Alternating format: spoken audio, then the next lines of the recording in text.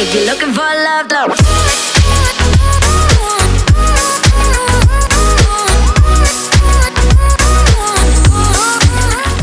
What is up, guys? It's Jess. Today I'm going to show you how I edit my Instagram photos.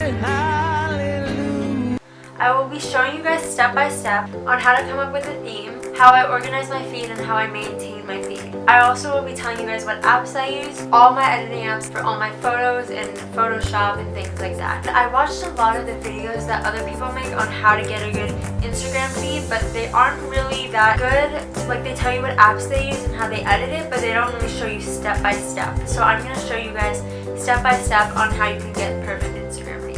The first thing I'm going to show you guys is the apps I use. I use 10 different apps, and I also use my computer for editing. The apps I use on my phone are ViscoCam, Hair Color, Fonto, Stitch, Superimpose, Glitch, Photo Studio, Drawcast, Pick Collage, and Afterlight. And I will explain and show you guys how I use all those apps. ViscoCam is one of my favorite apps to use because it has a lot of filters. I have every single filter, and it's so fun to just edit on there and plan out your feed. I will pull up my ViscoCam for you guys. So the first app I have is Hair Color, and I just like to change my hair color on here. And you can do different colors and just color on it, and it's just a lot of fun. The second app I have is Fonto, and basically I make all of my thumbnails on here and pictures with words on them, and I can just change the font and type whatever I want. The next app I have is Sketch, and basically I used to draw those little designs on pictures, like the floral designs on here, and I would just do that all the time, but I haven't done it in a while, but it's really fun. Superimpose is my next app. I use this for all Photoshop things except like when I don't use my computer, and basically you can do different things like add masks and filters, and it's really cool. I don't know how to say this, but I think it's Glitch. Basically, it's a really cool app. I'll show you guys how you can use it. I'm going to take this photo, and you can do different effects on it. Like, this is one of my favorites. You can just go like that and do different things. It's really cool. I also use Photo Studio. I only use this for like the 3D effect, so if you're looking for a 3D effect, I would get this app. I use Drawcast to edit pictures that are missing colors, and I just draw different colors on the picture. ViscoCam is a really well-known app, and a lot of people use it. I use it to organize my feed and also edit my photos. I have a lot of the filters, and I just like to select the filters and make different styles. The filter I use the most is S2 or S3 just because they're more aesthetic and clean. My next app is Pick Collage. I use that just to make collages with photos. I have Afterlight, which I use just for the gradient effects of colors. And then I have these apps, which I don't really use anymore. So the first step is picking a theme, which is pretty hard for some people, but some people already know what they want. For me, it was really hard to pick a theme because I love all the themes that there are, but I didn't really know which one I wanted. But I ended up picking a California aesthetic theme, pink and blue, and it actually looks really nice, and I will show you guys a picture. This is what it looks like. It's just blue and pink and white, and it's very clean and aesthetic, and it also has a California vibe. So I have California, color, aesthetic, Tumblr, white, Vogue, grunge, black and white, tropical, and lifestyle. So the one I have is California, but I mix that with aesthetic and also color. You can mix all of these different themes together and create one. That's what I did for my theme. Okay, so once you guys have picked a theme, now you're ready to start editing photos and taking photos. Lifestyle, for example, if you don't really travel that much, or if you don't do much like traveling the world or going outside to go places, then I wouldn't do lifestyle, because for lifestyle you have to have a lot of lifestyle pictures. So if you're really like at home most of the time, I wouldn't do lifestyle because it would be pretty hard to take pictures. So pick a theme that's manageable. After you pick a theme, you should start taking pictures. So for example, for Cali, you can take pictures of palm trees or blue skies, in and out, stuff like that. For the color theme, you can take pictures of things that are only this color, like pink or blue.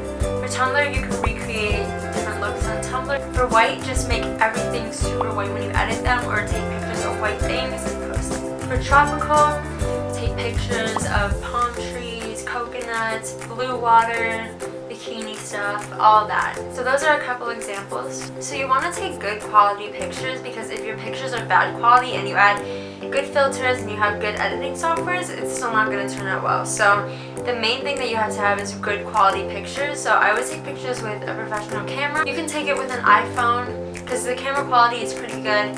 I just wouldn't take it with like any bad quality camera. You can have really good editing apps but not good enough quality of pictures. The quality of your feed depends on the quality of your pictures taken. So I'm going to walk you step by step on how I got to my feed. So basically I picked Cali, aesthetic, and white, and also color. So I picked those 4 themes and I combined them. After I picked my theme, I took the pictures that I needed.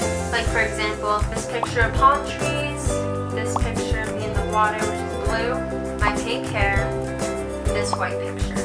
So after I have my pictures, basically what I like to do is look at my editing apps and my software. Now the software I use on my computer is called Lightroom, and I really love this editing software. I just got it, but I know other YouTubers that have really cool feeds on Instagram use it, and it's really good.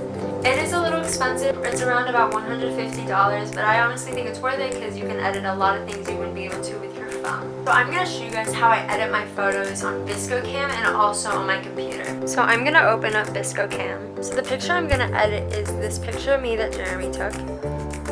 So as you can tell, it's pretty warm and the white wall isn't as white as I want it to be. So what I'm going to do is I'm going to take one of the filters. My favorite filters are the S filters, so I like to take S2 just because I don't want my face to be orange, and I like to tone it down a little bit so it's not too much. Then I go to the settings and I play with the brightness and see if I like it. I like that brightness better.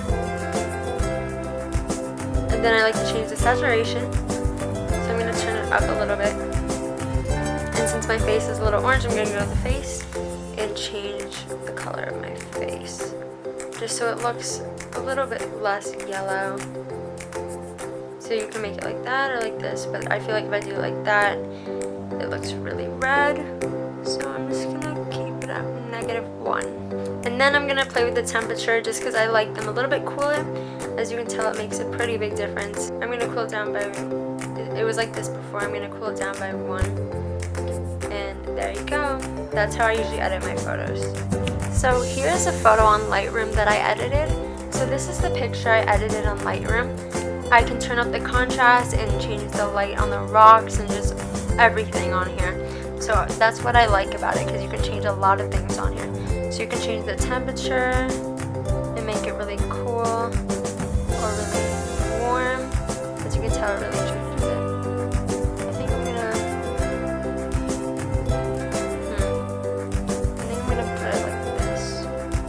I like it like that. Alright, and then you can change the exposure, make it dark. You can make it like a nighttime scene, or you can make it really bright. That's too bright, but you can really play around with it, which I like. You can change the contrast, how much you want it to be. I'll show you guys how you can change the color of things. So if I go to color, I can click on the color that I want to change. For example, I'll pick blue, and then I can change the hue, the saturation, and the luminance. So I'm going to change the hue. As you can see, as I do that, it really changes it. It's really nice though. I like it. But yeah, you can change it back and forth, and it's just really nice to have to edit these photos. So I'm going to give you guys a few tips on how you can edit your photos to get to the right theme you want. So if you're going for a whiter theme, I would use ViscoCam for that. Basically, you can use the S filters. The S filters make the pictures a lot lighter and whiter and also cleaner, so it looks a lot nicer. So I'm going to take one of my white pictures and I'm going to edit it to make it look more white for a white theme. So here is a picture of me in San Jose, California on the beach, and I did whiten this on my computer so the sand was a little bit grayer instead of yellow. So after that, I'm going to put it through ViscoCam. So this is the picture. Basically, I'm going to take one of the filters. I'm probably going to take the S2 filter, and I'm going to make it like that. I'm going to tone it down a little bit, and that's good. And I'm going to go to the temperature. I'm going to change that. I'm probably gonna turn it down a couple notches. Yes. I like it at 2, just because it's a lot cooler. And then that's good. So that's what I would do for a white feed, even though it's gray a little bit. So I could have whitened the sand a lot more, but I wanted to keep it to a gray to match my feed. So if you were going for a really white theme, then you could whiten it a lot more so the sand was white. Okay guys, we are at the last step, so God bless. I know this video seems like a lot, but I promise you it's almost over. The next thing is organizing your feed and basically putting it in a certain order if you are going for a pattern. So basically what I like to do, ViscoCam used to look like the layout of Instagram feed, but they changed it so now it's just like a bunch of uneven squares, unless all your squares are like the same size, but mine aren't. So basically what I like to do is I made a separate Instagram account to organize my feed, which I know seems like a lot of work, but if you are up to it and you want your Instagram feed to be very good, then I would suggest making another account and posting your pictures on there into basically the organization that you want of your pictures. So I have an account. I only let my close friends follow it because I don't want everyone seeing my future feed. So I have all my pictures on here. Yeah, I just post them in the order and then I look at it to see if it looks good, and if I don't like it, I'll delete the pictures. And if I do like it, I'll keep it, and then I will follow that order for my actual Instagram, and then I will post those pictures. So this is my feed. I kind of went in a pattern, but not really. I kind of went off the pattern. But as you can see, I didn't post 2 of the same color at the same time or right next to each other. So I posted pink, blue, white, and then blue and pink, blue, and then pink, white, pink, blue, and then blue and pink, and then white, and then pink. So as you can see, I don't post the same color next to each other, so just so it's evened out and it looks nice. And then I try to put a little bit of white in there to make it clean. And I don't post too many detailed pictures just so it doesn't look like it's too much or overwhelming. This is not the feed that I have now, but it's the feed that's gonna be, maybe might be my future feed, but I just want to test this out for you guys to show you guys how I usually edit my feed. So yeah guys, that is it for this video, and that's basically all my secrets on how I edit all my photos. So now you guys know, and now we can all have bomb-ass Instagram feeds. So yeah, so that's basically it for this video. So I hope this was actually helpful, because I know a lot of them aren't really that helpful. So I hope you guys learned something from this. Let me know if you did by leaving a comment in the down bar or liking or disliking this video. And I will see you guys in my next video.